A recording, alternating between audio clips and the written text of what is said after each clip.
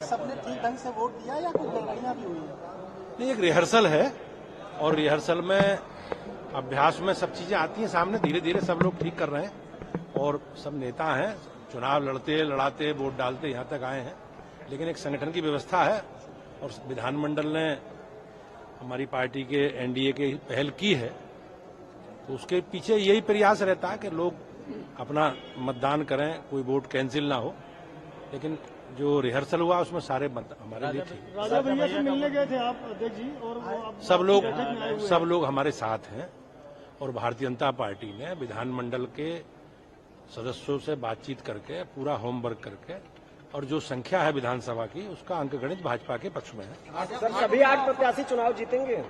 हमारे 8 प्रत्याशी चुनाव बड़े अंतर से जीते।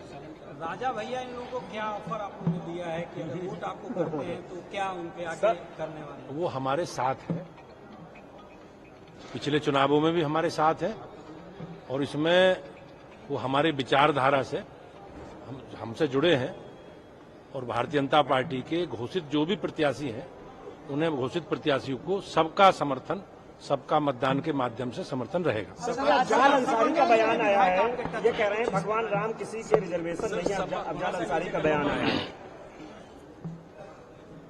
अब जब भगवान श्री रामलला टेंट में विराजमान थे और लंबे कालखंड तक देश के 140 करोड़ लोगों ने या उस समय जो आबादी रही होगी उन्होंने इस विषय के लिए संघर्ष किया है, बलिदान किया है और ये हम सब लोगों के लिए 140 करोड़ लोगों के लिए सौभाग्य का विषय है कि देश के प्रधानमंत्री के नेतृत्व में भगवान श्री राम गर्भगृह में विराजमान हुए हैं।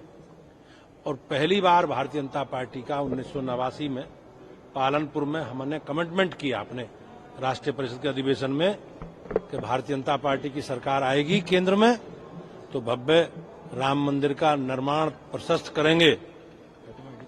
भारतीय जनता पार्टी के संकल्प को और जनता ने हमें चुना है तो मोदी जी ने उसे पूरा किया है। मैं अपने सरकार का लोकतांत्रिक प्रक्रिया से इस काम को पूरा किया गया है। मैं एक बार पुनः मोदी जी के प्रति धन्यवाद करता हूं और इन सब लोगों के पास वोट बैंक की राजनीति है और वोट बैंक की राजनीति के कारण ये लोग अयोध्या नहीं जाते थे। भगवान राम के दर्शन करने के बाद छोड़ो, अयोध्या तक से इनसे मंत्री बनेंगे क्या इस राज्यसभा चुनाव के बाद? सर, एक सवाल ये है कि अभी भी वोट आपके पास कम है, तो क्या समाजवादी पार्टी के कुछ विधायक लोग संपर्क में हैं? बहुत बड़ी संख्या में विधानसभा के माननीय सदस्य अंतरात्मा की आवाज से वोट देंगे और हमारी सब लोगों से बातचीत हो गई है।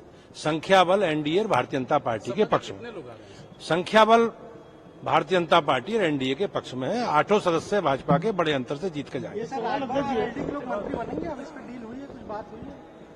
सब लोग हमारे एनडीए का हिस्सा हैं और सबने सहमति से भारतीय जनता पार्टी की विकास यात्रा के साथ जुड़ने का निर्णय किया है। आज पूरा देश मोदी में है और सब लोग मोदी जी के साथ हैं। Thank you sir, thank you. High court ने मुस्लिम पक्ष की याचिका को खारिज कर दिया और साथ में उस समय की तत्कालीन सरकार के आदेश पर भी सवाल खड़े किए।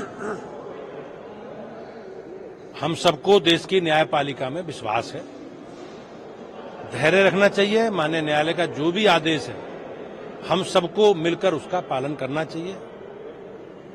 1993 में समाजवादी पार्टी की सरकार के द्वारा पूजा को प्रतिबंधित किया गया है। माननीय न्यायालय का जो निर्णय आया है वो पूरी पार्टी और सरकार तत्कालीन घेरे में है, उसका जवाब समाजवादी पार्टी को देना चाहिए।